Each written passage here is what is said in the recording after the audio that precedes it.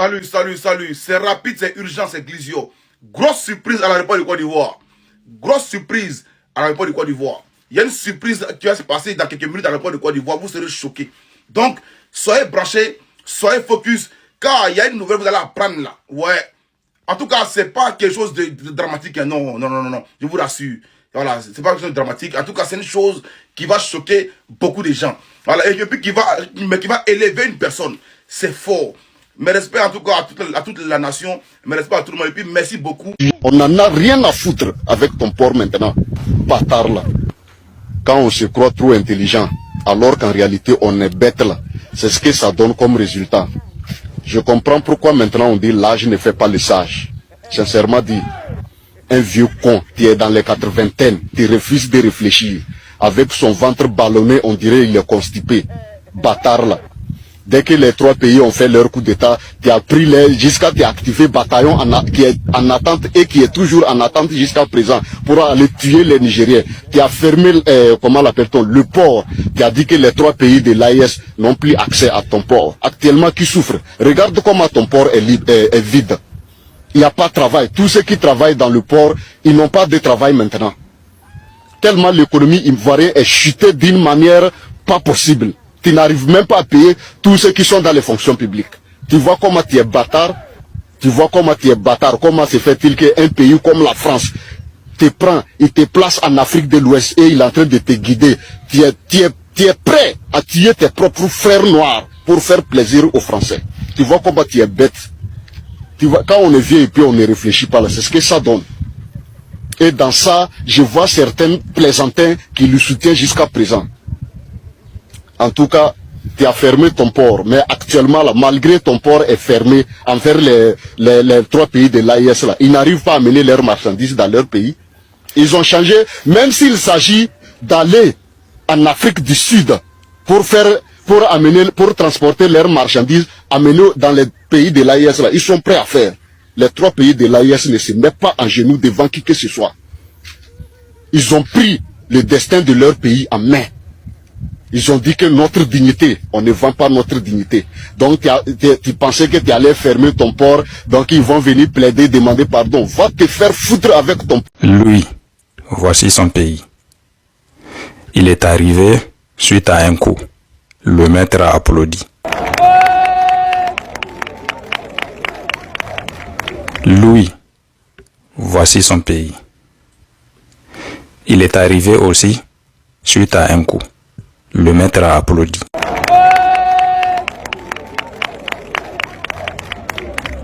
Lui là, voici son pays. Il est arrivé aussi suite à un coup. Le maître a applaudi.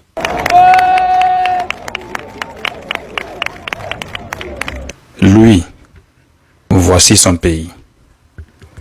C'est le maître même qui a envoyé des militaires et des hélicoptères, des terreaux et toutes sortes de forces pour zigouiller lui là, qui s'appelle Laurent Gbagbo, et placer lui là des forces au pouvoir. Le maître a applaudi, bien sûr.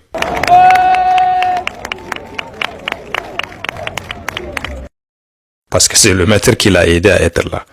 Mais le maître a dit que c'est à cause de la démocratie qu'il l'avait mis à la tête de cet État. Maintenant, la démocratie de ce pays impose que cet homme-là, lui là, il fasse juste 2 mandats, 10 ans. Actuellement, il est en train de faire son 4e mandat ici. De façon anticonstitutionnelle et antidémocratique. Et le maître est là, il est toujours en train d'applaudir.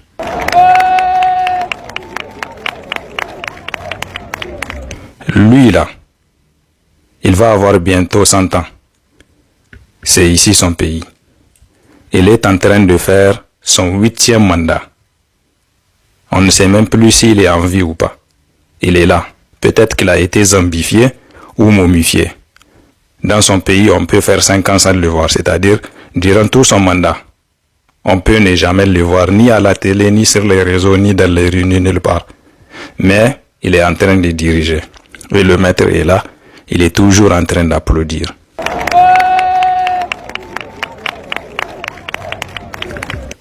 Et quand ceux-là, ils ont pris le pouvoir, Ils ont dit que eux n'ont pas de maître et ils sont leurs propres maîtres.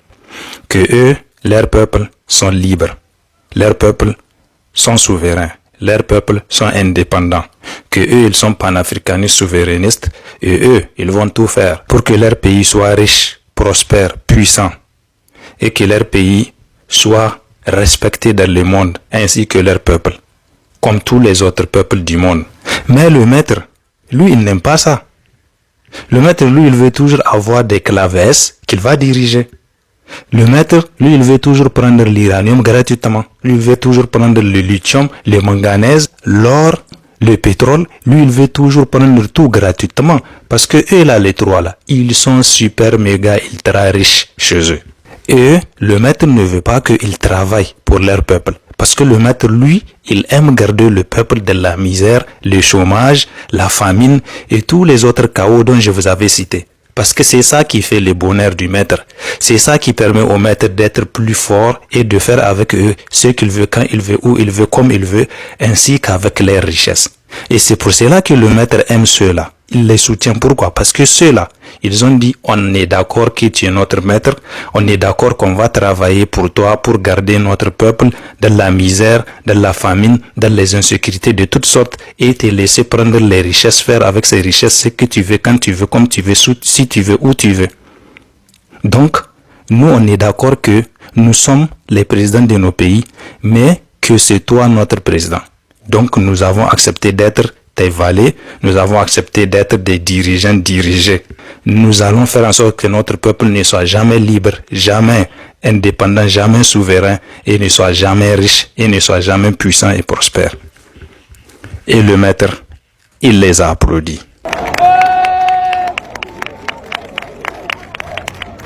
J'espère que vous avez compris. Le président Ouattara est sorti qu'il va envoyer un bataillon, il a tout préparé et tout. Nous attendons son bataillon toujours. Le président Bénin a dit qu'il faut la force, ils vont faire la force, ils vont faire la guerre. Nous attendons. Nous sommes prêts à faire la guerre aussi. Il n'y a pas de désescalade possible tant que les mentalités sont comme ça.